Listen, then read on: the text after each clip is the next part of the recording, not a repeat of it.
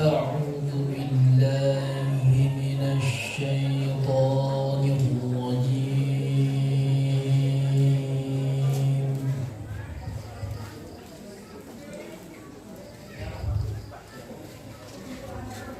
بسم الله الرحمن الرحيم.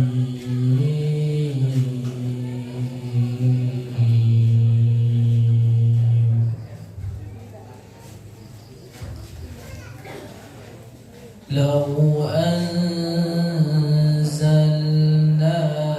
هذا القرآن على جبل لو أنزلنا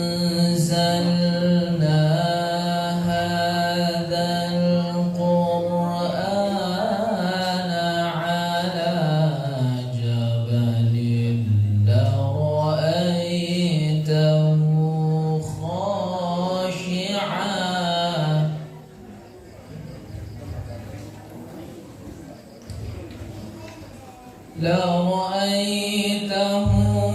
خاشعا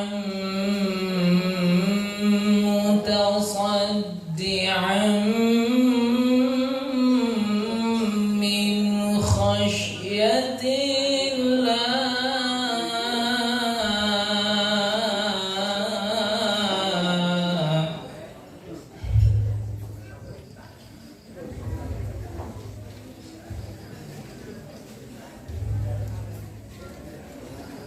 وتلك الأمثال نضربها للناس لعلهم يتفكرون.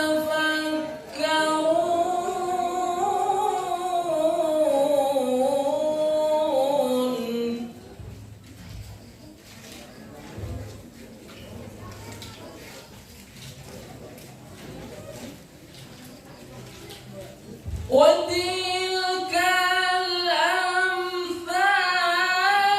نضربها للناس لعلهم يتفكرون.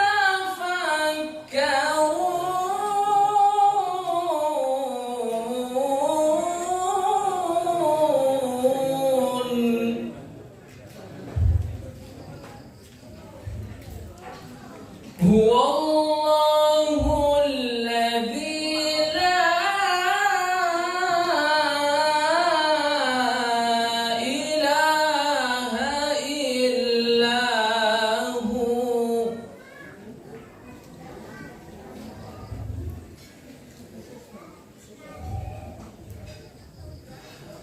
هو الله الذي لا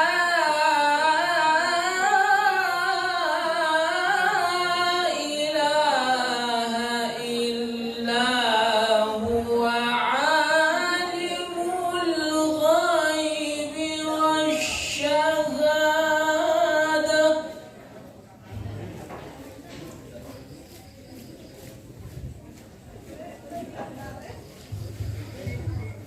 عالم الغيب والشهادة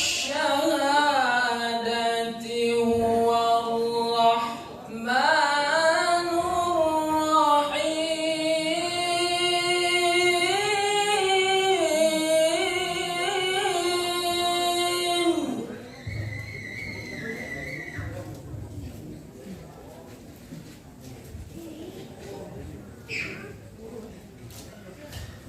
هو الله الذي لا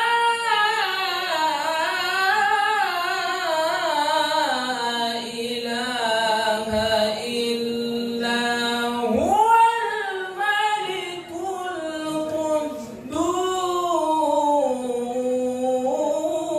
القدوس.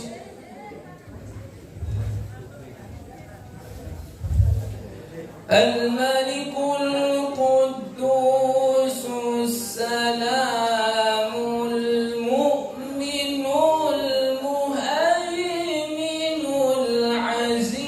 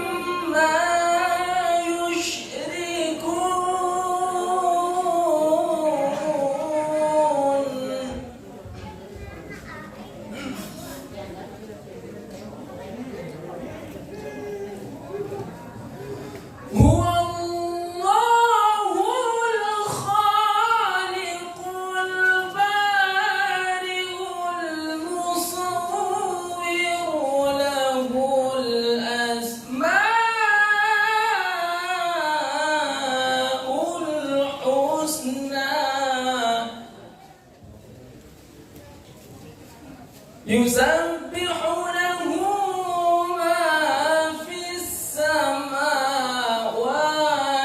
والأرض يسبح له ما في السماوات والأرض وهو العزيز الحكيم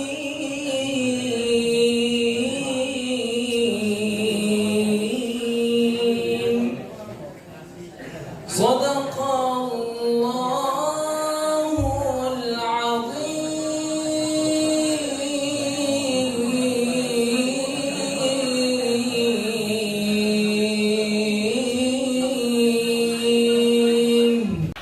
Assalamualaikum warahmatullahi wabarakatuh. Semoga diberkahi. Karena menjawab salam hukumnya wajib. Sekalian kita berkenalan. Ya, mungkin juga sudah ada yang pernah berjumpa dengan saya ya. Ratmanto nama saya, umur saya 63 tahun. Ya masih muda. Karena Pak Haji Ashari kan lebih sepuh dari saya masih muda. Apa Bu artinya muda? Umur boleh 60, 70, semangat ibadah 17. Bapak Ibu juga seperti itu. Apalagi yang masih pada muda. Itu semangatnya lebih berapi-api kalau untuk sholat berjamaah ke masjid. Ya, itu inti kehidupan. Baiklah. Innal hamdalillah nahmaduhu wa nasta'inuhu wa nastaghfiruh wa na'udzu billahi min sururi anfusina wa min sayyi'ati a'malina may yahdihillahu fala mudhillalah wa ma yudlil fala hadiyalah. Ashhadu an la ilaha illallah wahdahu la syarikalah wa ashhadu anna Muhammadan abduhu wa rasuluhu la nabiyya ba'da. Allahumma salli wa sallim ala hada nabil karim wa maulana Muhammadin wa ala alihi wa sahbihi ajma'in. Rabbi shrah li sadri wa yassir li amri wa hlul 'uqdatam min lisani yafqahu qawli, amma ba'd. Alhamdulillahirabbil alamin. Yang saya hormati tuan rumah Bapak Anggi Saputro. Hari ini hati kita semua yakin Allah pasti sedang melihat kita. Hati kita yakin mudah-mudahan yang hadir di sini semuanya diberkahi dan diampuni semua dosa-dosanya oleh Allah.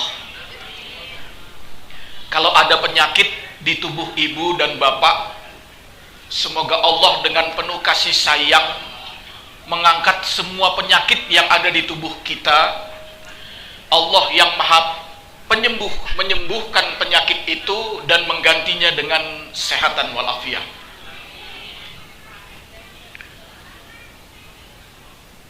Marilah dari lubuk hati kita yang terdalam, Bapak Ibu sekalian, Bu, Pak, kita lagi mengagungkan Allah nih Pak. Yuk hadirkan khusyuk. Mudah-mudahan dengan khusyuk kita Allah mencatat dan menempelkan nama-nama ibu dan bapak di pintu surganya. Untuk itu dari lubuk hati yang terdalam, puji syukur kita panjatkan kehadirat Allah Subhanahu wa taala. Tuhan yang masih sayang dengan kita, Tuhan yang masih memberikan kita kehidupan, dan Tuhan tempat kita kembali nanti. Kita tidak akan kemana-mana, Bu. Kita semua sedang berjalan menuju Allah. Kita semua sedang berjalan menuju pada kematian kita. Sebagaimana Nabi Ibrahim pernah ditanya oleh Allah, "Fa aina tashabun, wahai Ibrahim? Kamu hendak kemana?" kata Allah. Ibrahim menjawab, "Wa ini qala zahibun ila rabbi sayahdin." Aku sedang berjalan menuju kepada Tuhanku. Mudah-mudahan Allah memberi memberikan petunjuk kepadaku. Jadi Bu, Pak, kita nggak terasa udah masuk 2024. Apa artinya 2024? Bagi orang beriman, dengan bertambahnya dan berganti tahun, dia sadar umurnya bertambah, tapi usia kehidupannya berkurang. Itu orang beriman tuh. Dengan bertambah umur, usia berkurang karena makin dekat dengan saat-saat ajal, batas umur yang telah ditentukan oleh Allah. Kalau batas umurnya 60 tahun, kalau sekarang sudah 59 tahun 11 bulan, tinggal 1 bulan. Ini yang harus kita sadari, Pak. Ini sekarang rahimahullah, ya, Ibu Madana Fadlinda Pratiwi binti Haji Sunarto Hadi Suwarno ini sedang tersenyum nih sekarang nih. Rahimahullah sedang tersenyum di alam barzahnya melihat Bapak Ibu yang hadir di sini karena ingin mengirimkan doa untuk beliau. Beliau tersenyum. Saya pernah ditanya jemaah, apa iya begitu? Iya. Wala taqulu lima yuqtalu fisabilillahi amwat bal ahya'u walakin la tash'urun. Itu dasar ayatnya. Orang yang meninggal di jalan Allah, Bu, Pak, itu nggak pernah mati. Dia hidup terus, hanya kita yang nggak bisa ngelihat dia, tapi dia bisa melihat kita. Surat Al-Baqarah. Bahkan di surat Ali Imran, wala taqulu lima yuqtalu fisabilillahi amwata bal ahya'u inda rahim yurzaqun. Ini sekarang nih rahimahullah, saya nggak menyebut almarhumah, tapi lebih tinggi derajatnya rahimahullah. Kenapa? Karena saya tahu dan saya pernah ngobrol pada waktu di Balai Sakinah setelah pengajian, ya, dengan rahimahullah Ibu Linda ini, dan saya terharu dengan cerita beliau. Dia tumpahkan kehidupannya hanya untuk Islam. Maka saya yakin di surat Ali Imran ayat 169, beliau sekarang di sisi Allah dan mendapatkan rezeki yang paling mulia. Apa rezeki yang paling mulia di sisi Allah? Alam kuburnya Allah rubah menjadi raudhatun min riyadil jannah, taman di antara taman surga. Ini kenyataan karena Al-Quran yang menerangkan Allah, bukan saya. Saya hanya mengutip Al-Quran. Ketika kita tahu surat Al-Baqarah ayat 153 dan surat Ali Imran ayat 169, hati kita yakin orang beriman sampai kapanpun dia tidak pernah mati, dia tetap hidup, hanya kamu yang tidak tahu, kata Allah. Tapi beliau menyaksikan, maka saya katakan lagi tersenyum. Luar biasa. Saudara-saudaranya saat ini ingin mengirimkan doa kepada beliau.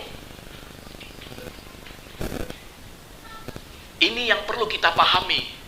Jadi, kehidupan ini adalah kesadaran seorang hamba.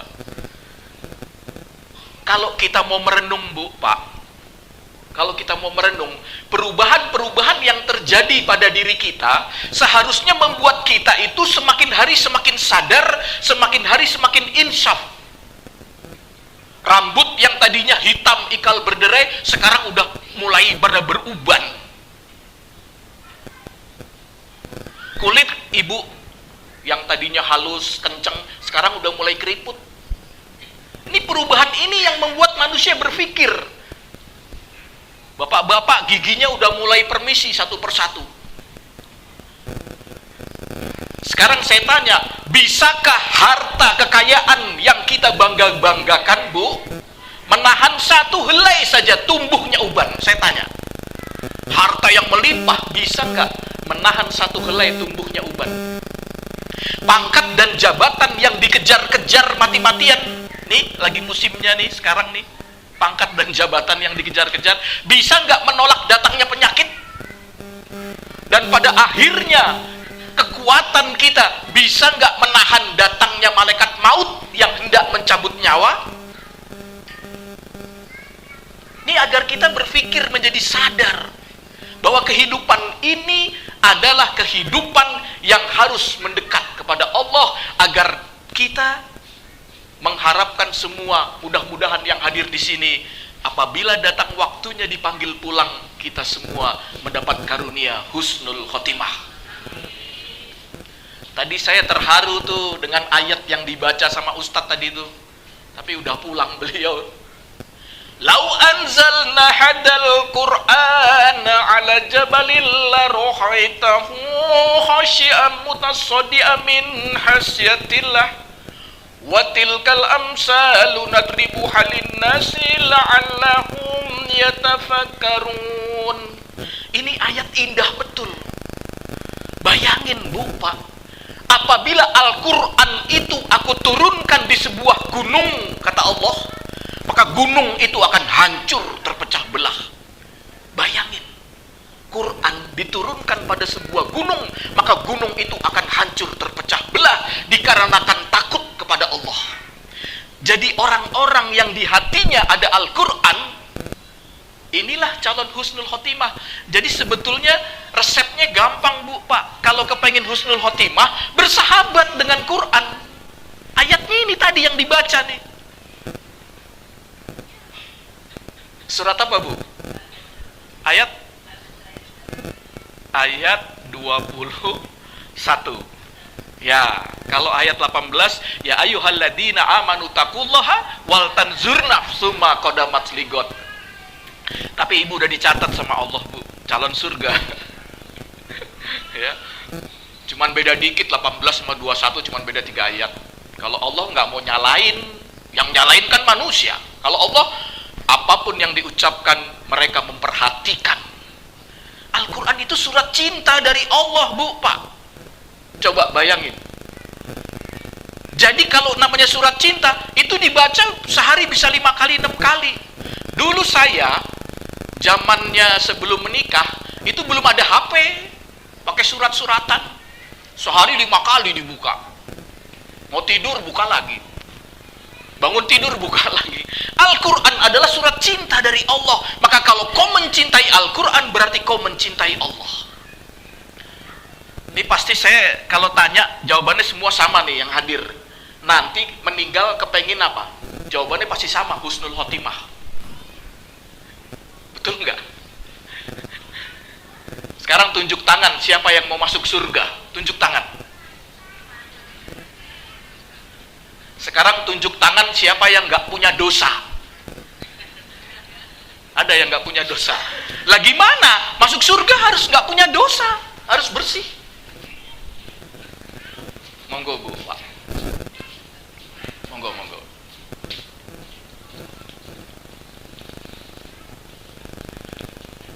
Rasulullah menyuruh hormati tamumu, ya. Jadi kita hormati, mudah-mudahan berkah. Jadi itu intinya Bu, Pak. Al-Quran itu surat cinta dari Allah. Siapa yang mencintai Al-Quran, dia dicintai oleh Allah. Allah Bu, Pak, ya, menghantarkan kita hidup ke dunia ini cuman sebentar, nggak lama, cuman sebentar. Dan kita hidup ke dunia ini untuk diuji oleh Allah. Alladzi khalaqal mauta wal hayata liyabluwakum ayyukum ahsanu amala. Kematian aku ciptakan, kehidupan aku ciptakan sebagai ujian buat kalian. Tapi, nah ini dia nih, Allah akan mencari siapa hamba yang lebih baik amalnya. Itu yang dicari oleh Allah. Nah, rahimahullah, ya,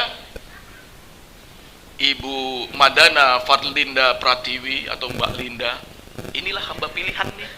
Hamba pilihan ini nih.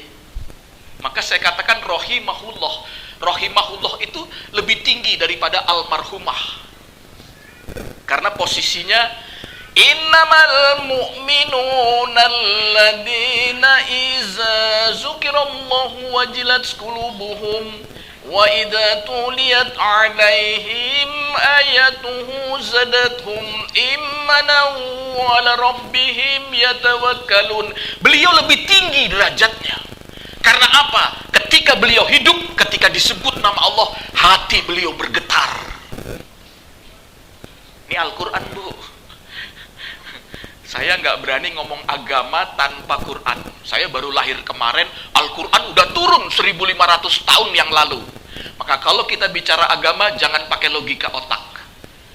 Harus pakai Al-Quran atau hadis Rasulullah. Ini yang diutamakan. Nah, itulah bukti kehidupan yang sesungguhnya. Kemudian yang kedua, Bu, ibu-ibu yang duduk di sini sama bapak nih, itu bagaikan duduk di taman surga.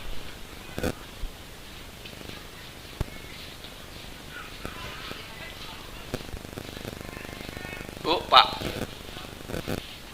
saya tanya coba ya, Bu, yuk kesini dulu, Bu, penglihatannya, Bu. Jangan lihat yang lain. Ini kita lagi mengagungkan dan membesarkan asma Allah. Kita nggak tahu loh, kali-kali aja besok ada pengumuman innalillahi. Nah itu loh, itu yang kita nggak tahu. Maka ayo kita khusyuk, ya, kita khusyuk. Saya ini sayang dengan semua jemaah, maka itu saya beritahu, ya. Nah, ketika seorang hamba khusyuk, ibu bapak ini lagi duduk di taman surga.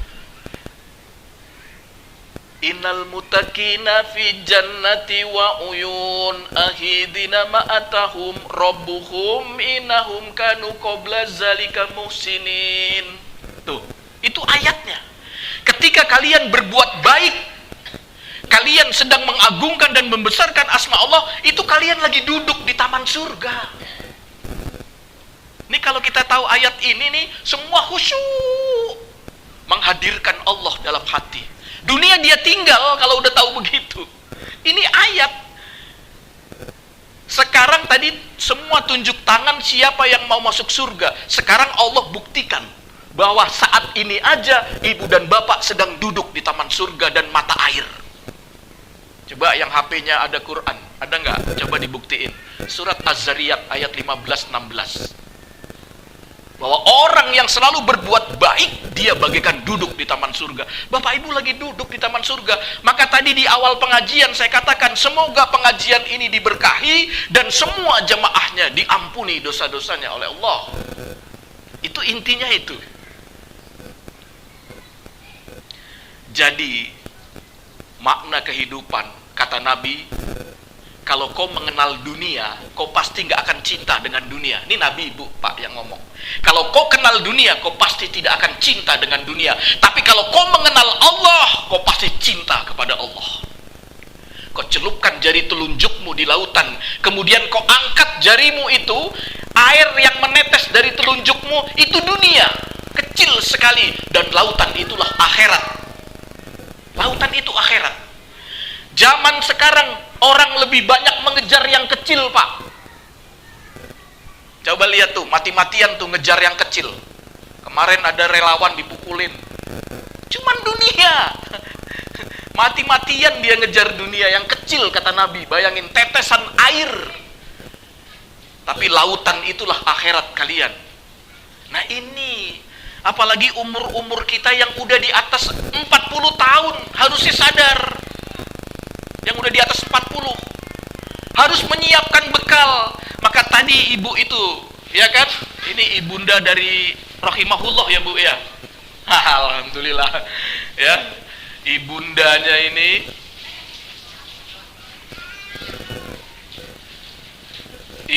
ini selalu mendoakan, ya, mudah-mudahan itu menjadi jalan kenikmatan buat rahimahullah. Ya nggak apa-apa, anggap aja air mancur, ada kolam. Ya biar konsentrasi kita nggak pecah, tetap lagi pengajian ini soalnya. Iya kan, anggap aja air mancur, ada kolam. Ya, Bu, Pak, saya nggak lama nih, sebentar deh, ya. Jadi inti daripada kehidupan ini adalah bagaimana kita memperbanyak amal ibadah untuk mengumpulkan bekal. Pak, Bu, saya cerita, nih bener nih. Rasulullah ketika berada di kebun Bani Nazar bersama Zaid bin Sabit dan 4 orang sahabat, Itu unta yang ditunggangi sama Nabi tiba-tiba berontak. Hampir-hampir Rasulullah terjatuh.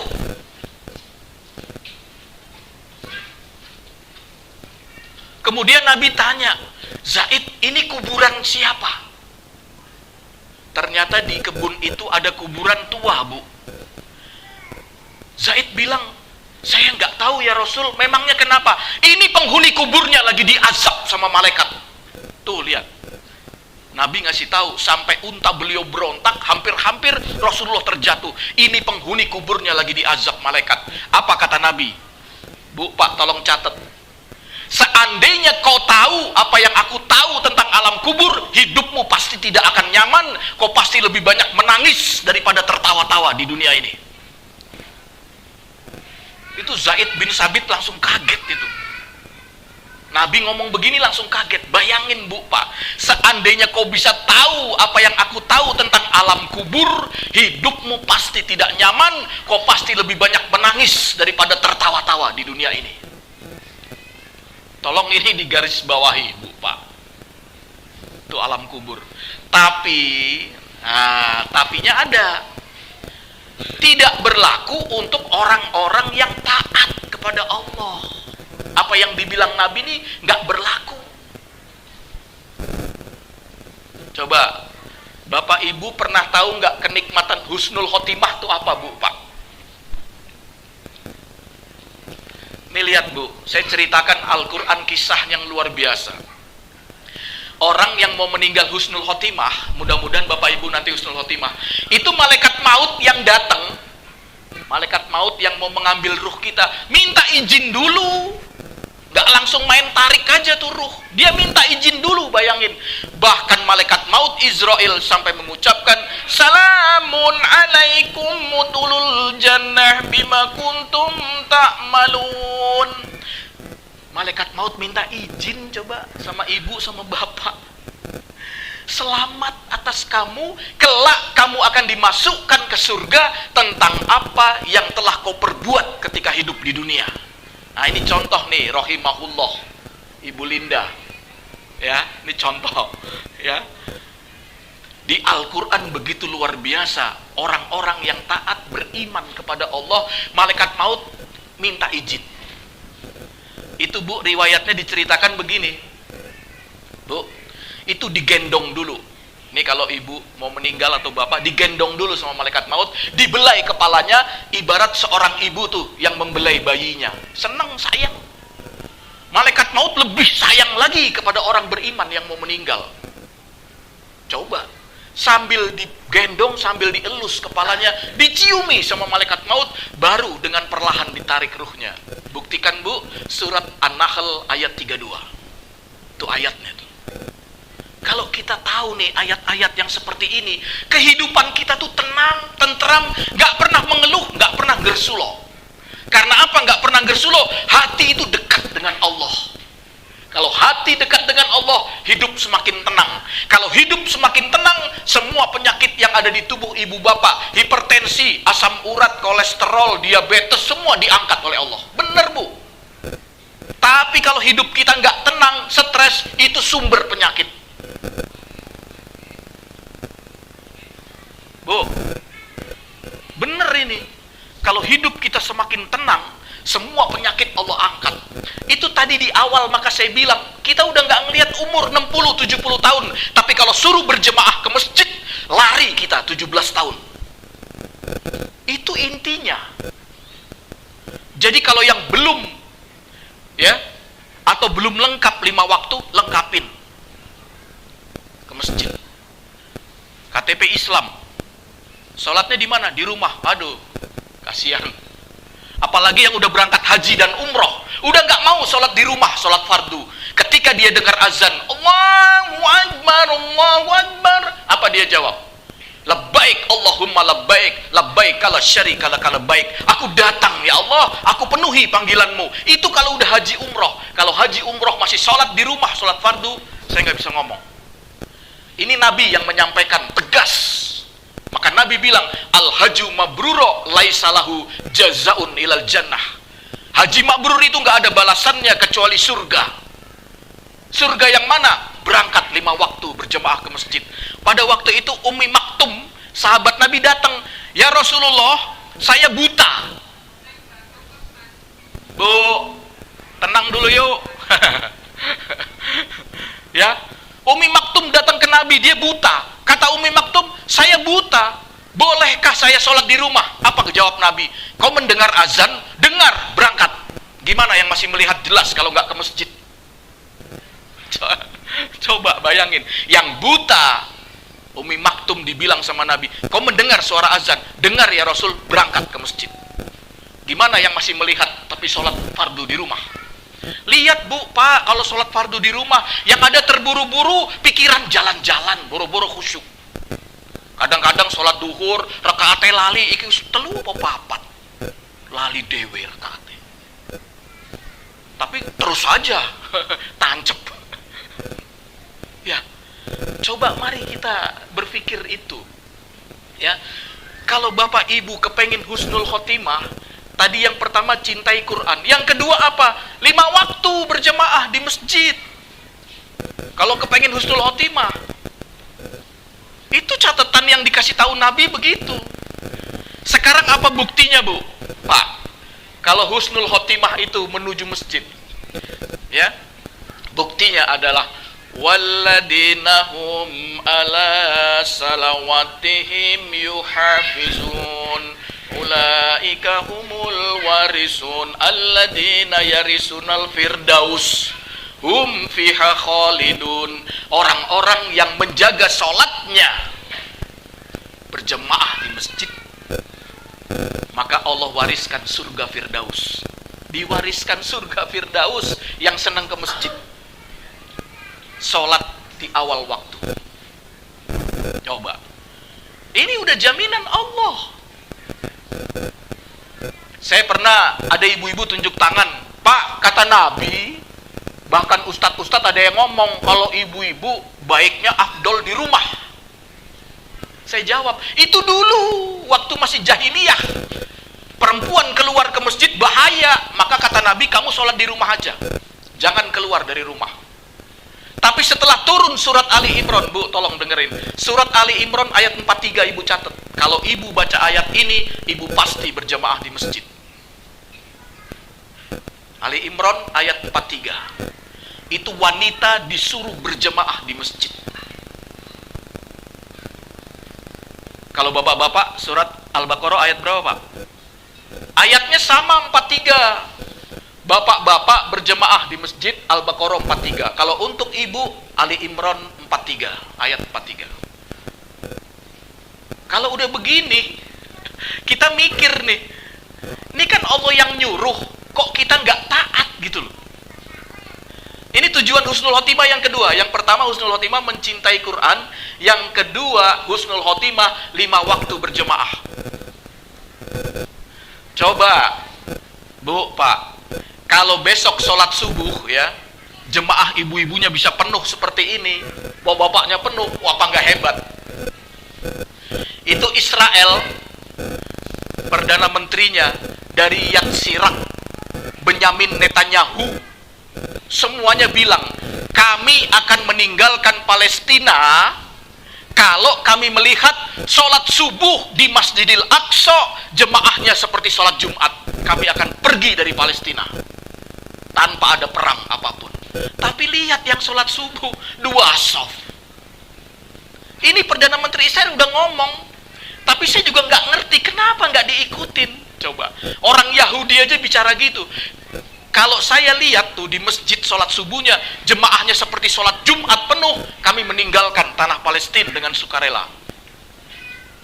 Jadi mereka itu berani bahkan dibunuh habis-habisan karena sholat subuhnya pada males. Senangnya perang, senang perang, tapi sholat subuhnya males. Karena sholat subuh itulah jaminan Allah. Kata Nabi, barang siapa yang sholat berjamaah subuh, maka dia sampai malam berada dalam naungan penjagaan Allah. Tuh Nabi bilang begitu tuh. Dilindungi sampai sama Allah kalau yang sholat subuh berjamaah di masjid. Nih yang kedua tuh, Ya, husnul khotimah yang pertama, cintai Quran. Jangan lewatin satu hari nggak baca Quran. Yang kedua, berjemaah 5 waktu di masjid. Yang ketiga, Bu, yang terakhir. Yang terakhir, kalau kepengen husnul khotimah, jadilah orang baik. Jangan pernah lelah menjadi orang baik. Kalau mau berpikir, berpikirlah yang baik. Baik sangka kepada siapapun, nggak ada suudon. Supaya otak bersih. Kalau mau bicara, bicaralah yang baik. Kalau tidak, diam. Agar bicara manfaat.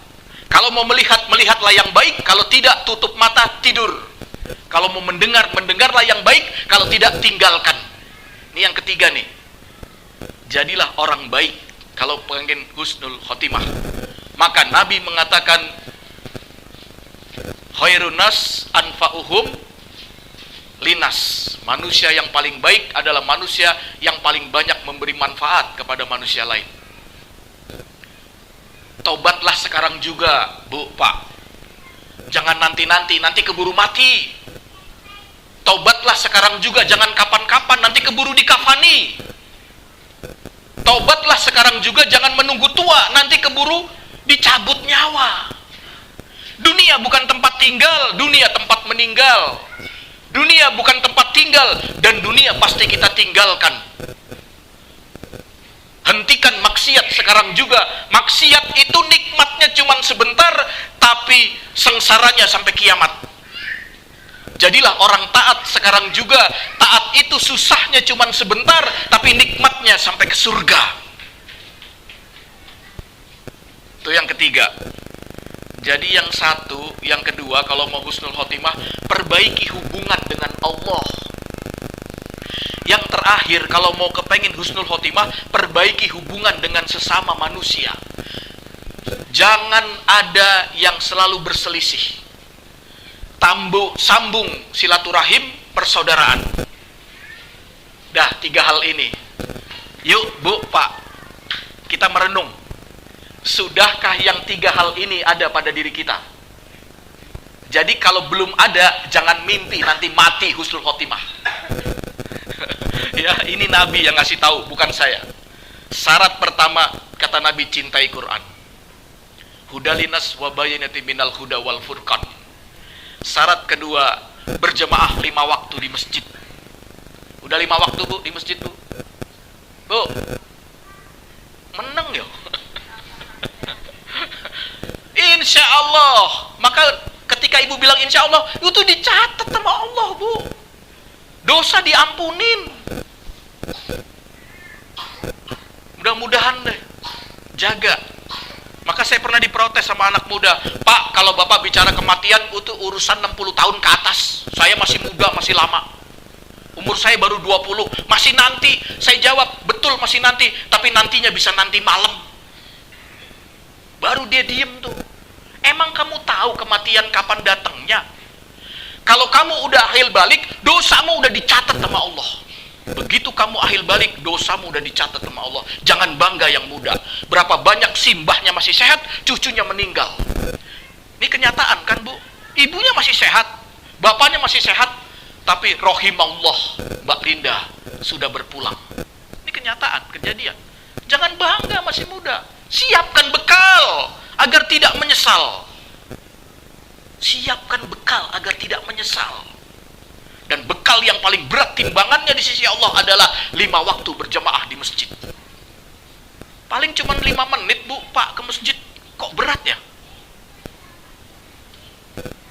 Harusnya menjadi perjalanan terindah. Apalagi ibu-ibu yang pada pakai jilbab, itu udah solehah. Udah Allah bilang solehah ketika jilbab itu, karena ibu sudah mengikuti Al-Quran. Surat apa yang memerintahkan jilbab? Surat An-Nur ayat, saya kasih suratnya. Kalau ibu pakai jilbab, ibu berarti taat kepada Allah. Di surat An-Nur ayat 31. Berarti ibu sudah dibilang solehah, tinggal membuktikan berangkat. Tapi ada anak kiai yang nggak pakai jilbab, ya, yang sering di TV itu. Karena bapaknya bilang jilbab nggak wajib. Saya bingung tuh. Jilbab itu wajib. Yang nggak pakai jilbab dosa. Tiap hari dia bikin dosa. Apalagi dia jalan di luar, kalau dia muslim nggak pakai jilbab, dosa dia. Ini ayat Bu, Pak, bukan saya yang ngasih tahu. Maka jilbab itu wajib. Jadi Bu, surat An-Nur ayat 31, sebelum Ibu masuk ke surat An-Nur ayat 31, coba buka ayat 1-nya. Ayat 1 dulu buka. Baru semua pakai jilbab kalau udah baca surat An-Nur ayat 1. Apa surat An-Nur ayat 1? Inilah satu surat yang aku turunkan kepada kalian, yang aku wajibkan, kata Allah, hukum-hukumnya kalian jalankan. Jadi ayat 1 dulu, baru ke ayat 31, baru pakai jilbab. Ada kiai yang bilang jilbab nggak wajib, dan yang bilang katanya hafiz Quran. Astagfirullah. Tapi saya nggak nyebut nama. Ya, saya nggak nyebut nama ya. Makanya anaknya nggak pakai jilbab. Nggak tahu nanti berhadapan dengan Allah seperti apa. Dia melawan Al-Quran. Karena di surat An-Nur ayat 1, inilah satu surat yang aku turunkan dan aku wajibkan hukum-hukumnya yang berada di dalamnya. Mau ngomong apa kita? Maka saya katakan jilbab itu adalah wajib. Di surat An-Nur ayat 31, maka kalau ada anak bapak, anak ibu yang belum pakai jilbab, dia keluar dari rumah, suruh pakai jilbab. Itu ayatnya aja kasih, nggak usah disuruh. Jadi kasih surat An-Nur ayat 1 dulu, baru ayat 31. Apalagi istri yang belum pakai jilbab, KTP-nya Islam, kasih tahu, mau ke surga Bu? Mau. Nah itu, pakai. Ya. Jadi surat An-Nur surat ke-24 ayat 1 sama ayat 31. Jadi inilah yang dapat saya sampaikan, 3 syarat kalau Bapak Ibu kepengin husnul khotimah. Cintai Quran, berjamaah 5 waktu di masjid, berbuat baiklah dengan sesama, persaudaraan, jangan sakiti orang lain, jangan singgung perasaannya, jangan sampai orang itu ngomong sakitnya tuh di sini, jangan sampai ngomong gitu, ya, jangan sampai ngomong gitu. Jadi kalau bisa, jadilah Bu, Pak, dalam kehidupan ini semua kita menjadi air penyejuk untuk orang lain, yang Nabi bilang khairunas anfa'uhum linnas. Manusia terbaik adalah manusia yang paling banyak memberi manfaat kepada manusia yang lain. Jujur dari lubuk hati saya, rahimallah, ya, Hadana Farlinda Pratiwi atau Mbak Linda ini, itu panutan saya. Saya kalau ingat rahimahullah ini, bahwa kehidupan dunia tidak lama, cuman sebentar. Tapi kebahagiaan itulah yang akan diraih seperti rahimahullah. Kebahagiaan yang kekal. Baiklah ibu bapak sekalian, marilah kita tundukkan wajah dan hati, hadirkan khusyuk. Hadirkan khusyuk. Hadirkan ketenangan. Semoga Allah yang menyaksikan saat ini mengijabah doa ibu dan bapak. Yang kedua, kalau ada keluarga yang kurang sehat, ada keluarga yang sakit, Allah dengan penuh kasih sayang menyehatkan semua keluarga ibu dan bapak. Dan yang ketiga, ini dia puncaknya. Mudah-mudahan apabila satu saat ada yang kita dipanggil pulang, Allah karuniakan kita semua husnul khotimah. Al-Fatihah.